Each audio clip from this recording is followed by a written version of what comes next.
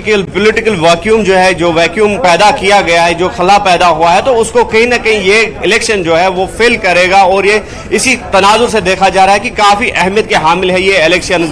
और जिस तरह से लोगों से बात हो रही है, हालांकि मसाइल जरूर है, फिर वही मसले हैं, खासकर पसमानदा इलाकों में सड़क, बिजली, पानी, लेकिन लोगों का यह भी कहना है कि जो डेवलपमेंट है वो होती रहेगी। लेकिन जिस तरह से जमहूरी तौर पर सरकार चुनने का हक जो है इनको दिया जा रहा है, वो यकीनी तौर पर काबिल मिसाल है। देर आया दुरुस्त आया। जिस तरह से जीए मीर से भी हमारी बात हुई कि उन्होंने कहा कि जो सुप्रीम कोर्ट का फिर इसमें अमल दखल हो गया और उसके बाद जो है सरकार जो है उनको फैसला लेना पड़ा कि यहाँ पर इलेक्शन कराए गए। लेकिन जो हुआ सो हुआ, लेकिन आज जो हो रहा है वो बहुत खूबसूरत है। आपके पीछे कुछ युवा खड़े हैं, मुदस्सिर, अगर उनसे बात हो पाए, उनका क्या कहना है, फिर मैं मंजूर के पास जाऊंगी जो पुलवामा में मौजूद है। हाँ बिल्कुल बिल्कुल, इनसे हम बात करेंगे। जिस तरह से एक तो बुजुर्ग भी है और दूसरा जो हर वर्ग के लोग यहाँ पर मौजूद हैं। हालांकि जिस तरह से पहले ही जो 70 ईयर्स से एज या फिर 80 ईयर्स के जो एज के वोटरान थे उनको पहले ही घरों में ही वोट डालने का हक दिया गया, लेकिन इसके बावजूद भी बुजुर्ग भी दिख रहे हैं, युवा भी दिख रहे हैं। आप नाम बताएं अपना। शबीर साहब, बताइए कहाँ से आप? ओमू से। हाँ, ओमू से आप। तो ये बताइए कि क्या क्या मसले हैं यूथ की, अगर हम बात करेंगे, नौजवानों की बात करेंगे, बेरोजगारी वगैरह। हाँ, आप बताइए। सर ज्यादातर तो बेरोजगारी है नौजवानों को आज तक। जी सर।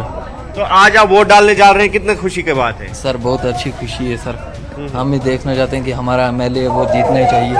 जी सर। तो आप जिस उम्मीदवार को चुनोगे तो क्या उम्मीदें हैं आपकी उससे? सर बड़ी बड़ी उम्मीदें हैं सर, जैसे कि अगर वो जीत जाए तो हमारे भी कई मसले मसाइल हैं, तो हम ही उनके आगे दरगुजर रखेंगे। ठीक है, कुछ न कुछ कहीं। ठीक है मुदस्सिर, मैं लॉन्च कराऊंगी आपके पास। मंजूर का एक बार विशाल रुख कर लेते हैं। मंजूर पुलवामा में मौजूद है और कमोवेश पुलवामा में भी, पंपोर में माफ कीजिए, मौजूद है। और पंपोर भी वही इलाका है जहां पर जो पोलिंग परसेंटेज होता था, जो वोटिंग परसेंटेज होता था, वो बहुत कम होता था, नामात्र होता था। लेकिन आज जो तस्वीरें आप देखिए कितनी खूबसूरत। जी मंजूर।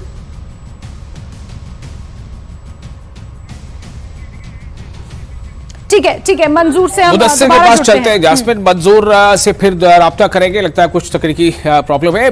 मुदस्सिर, मुझे जरा आप ये बताइए कि 7 सीटें हैं अनंतनाग जिले की, और 7 सीटों का मतलब होता है कि अच्छा खासा पूरा जिला कवर हो जा रहा है। तो इस जिले में अमूमी तौर पर क्या बड़े मुद्दे रहे, जो पॉलिटिकल पार्टीज थी या बड़े बड़े जो नेता वहां पहुंचे थे कैंपेन के लिए, किस पार्टी ने किस मुद्दे को ज्यादा भुनाने की कोशिश की, और अवाम की जुबान पर किस मुद्दे की चर्चा ज्यादा रही अमूमी तौर पर इन 7 विधानसभा सीटों में?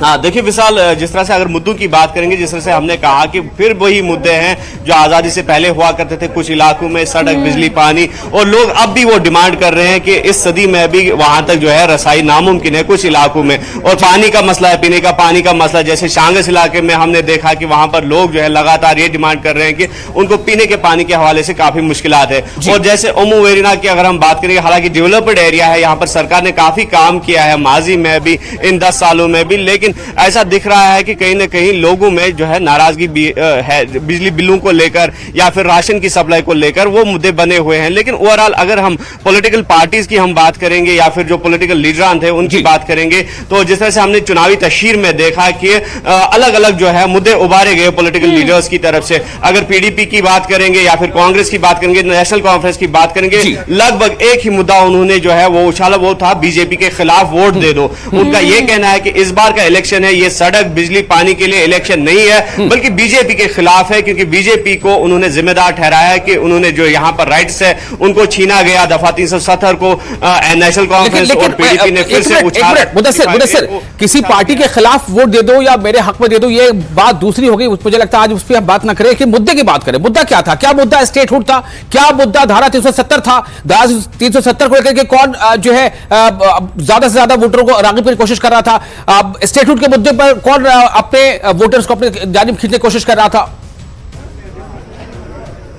वही मैं कहने वाला हूं कि जिस तरह से इन तीनों जमातों की अगर हम बात करेंगे, रेस्टोरेशन ऑफ स्टेटहुड इनका मुद्दा रहा, 35A इनका मुद्दा रहा, 370, हालांकि कांग्रेस का जो कैंडिडेट है जीए मीर या फिर कांग्रेस की रैलीज में हमने देखा कि 370 को ये चाहा उन्होंने कि 370 को ना छेड़े। लेकिन जिस तरह से नेशनल कॉन्फ्रेंस के जो लीडरान इनके साथ थे इनके रैलियों में, तो कहीं ना कहीं जो ज्वाइंट रैलीज हुआ करती थी तो वो वहां पर भी ये मुद्दे उभारे गए नेशनल कॉन्फ्रेंस के लीडरान की जानिब से कि 370 को छीना गया, 35A को छीना गया, तो उसके खिलाफ वोट दे दो और उस चीज को अगर बहाल किया जाए। जहां तक डॉक्टर फारूक अब्दुल्ला का कहना था, जो यहां पर आए, उमर अब्दुल्ला यहां पर आए, उनका यह कहना था कि आजादी को इतने साल लग गए, जब मुल्क आजाद हुआ तो भले ही 100 साल लगेंगे, लेकिन 370 के खिलाफ जो उसको बहाल करने की लड़ाई जो है वो लड़ी जाएगी। ये चीज तो बड़ा, ये नैरेटिव तो बड़ा अलग हो गया। ये इस मुद्दे पर अगर नेशनल कॉन्फ्रेंस ने वोट मांगा है तो फिर ये तो पूरी तरह से खारिज हो चुका है। गृह मंत्री इस बात को कह चुके हैं कि एब्रोगेशन ऑफ 370 जिस तरह से हुई,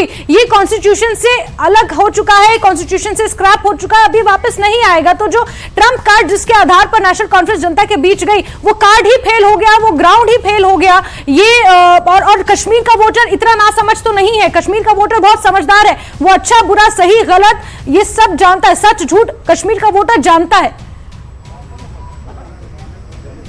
बिल्कुल जास्मिन, आपका कहना सही है। अगर गृह मंत्री ने कहा है तो कहीं ना कहीं उसको पॉलिटिकल स्टेटमेंट ही समझा जाएगा, लेकिन दूसरी जान जिस तरह से सुप्रीम कोर्ट की भी अब इस पर मोहर लगी है, तो कहीं ना कहीं ये बात समझ रहे हैं लोग कि अब ये चीज जो है वो नामुमकिन है, और इस तरह से उसको लोगों को शीशे में उतारने की जो कोशिशें हैं वो रायगा ही साबित होगी। लेकिन जिस तरह से कांग्रेस, इन अदर वर्ड्स हम कह सकते हैं, इन अदर कॉन्टेक्स्ट हम कह सकते हैं 370 का ही मुद्दा उभार रहे हैं, लेकिन दूसरे लिहाज जिस तरह से वो कह रहे हैं कि हम नौकरियों का तहफ्फुज यकीनी बनाने के लिए लड़ेंगे। इसके पीछे पॉलिटिकल गेम ऐसा है कि क्योंकि कांग्रेस को सिर्फ जम्मू कश्मीर में ही चुनाव नहीं लड़ना है, कांग्रेस को पूरे देश भर में चुनाव लड़ना है। तो जिसका क्वेश्चन बीजेपी ने किया था कि अगर आप एब्रोगेशन ऑफ 370 के खिलाफ अगर आप नेशनल कॉन्फ्रेंस जिस तरह से जिक्र करें उसके साथ जाएंगे तो फिर उसका फायदा बाकी देश में किस तरह से, उसका नुकसान बाकी देश में किस तरह से कांग्रेस को होगा, ये कांग्रेस के बयान के पीछे का रीजन है। मुदस्सिर, आपका रुख करते रहेंगे हम, आप नजर बना के रखें हमारे साथ।